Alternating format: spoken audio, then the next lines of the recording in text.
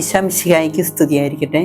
എളിമയുടെ നിറകുടവും വേദപാരംഗതനും മെത്രാനും വേദപണ്ഡിതനുമൊക്കെയായ വിശുദ്ധ ബെനവഞ്ചൂരിനെയാണ് നാം ഇന്ന് പരിചയപ്പെടാൻ പോകുന്നത്.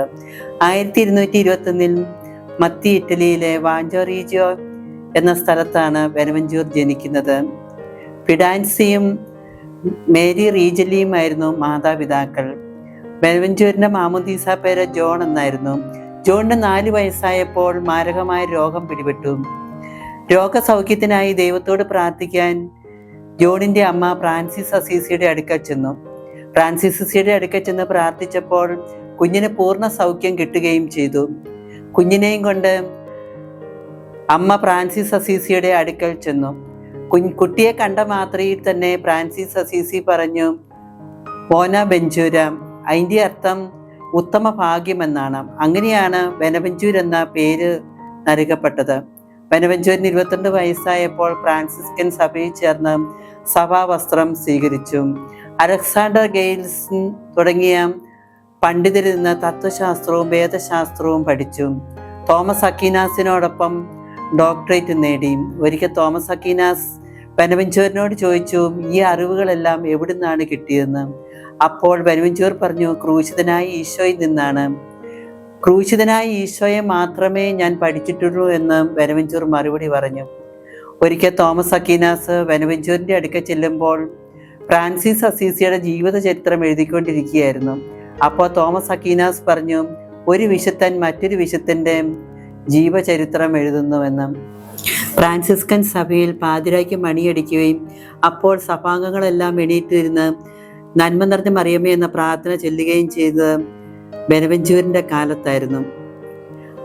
1238 യോർക്കിലെ മെത്രാനായി ബെനവഞ്ചൂരിനെ നിയമിച്ചു. എന്നാൽ തന്നെ സ്ഥാനത്തു നിന്നും നീക്കം ചെയ്യണമെന്ന് മാർപ്പാപ്പായോട് അപേക്ഷിച്ചു. അപ്പോൾ അദ്ദേഹത്തെ അൽബുനായിലെ കർദിനാളായി നിയമിച്ചു. ഒരു പ്രതിനിധി വഴിയാണ് മാർപ്പാപ്പ ഈ അധികാരപത്രം കൊടുത്തുവിട്ടത്. പ്രതിനിധികൾ വരുമ്പോൾ ബെനവഞ്ചൂർ ആശ്രമത്തിലെ പാത്രങ്ങൾ കഴുകുകയായിരുന്നു. അധികാരപത്രങ്ങൾ അടുത്തുള്ള മരത്തിൽ തൂക്കിയിടാൻ നിർദ്ദേശിച്ചു. പാത്രങ്ങളെല്ലാം കഴുകിയ ശേഷം യഥോചിതം അവരെ സ്വീകരിച്ചു. ദൈവദൂതനെ പോലൊരു അധ്യാപകനായിട്ടാണ് ബെനവഞ്ചൂരിനെ എല്ലാവരും കണക്കാക്കിയിരുന്നത്. ഒരിക്കൽ ബദർ ഗെയിൽസ് ബെനവഞ്ചൂരിനോട് ചോദിച്ചു, ഒരു പടുവിട്ടിക്ക് വേദപണ്ഡിതനേക്കാൾ കൂടുതലായി ദൈവത്തെ സ്നേഹിക്കാൻ കഴിയുമോ എന്ന്.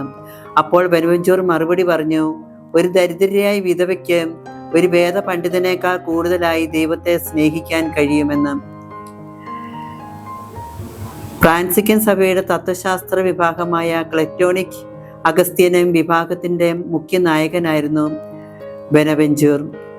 ആശയപരമായ കാര്യങ്ങളിൽ തോമസ് അക്വീനാസിന്റെ പ്രതിയോഗിയുമായിരുന്നു. അക്കാലത്ത് ബെനവഞ്ചൂർ എഴുതിയ ഫ്രാൻസിസ് അസീസിയുടെ ജീവിത ചരിത്രം വളരെയധികം ജനസമ്മതി നേടിയിരുന്നു. ലിയോൺ സൂനകദോസിൽ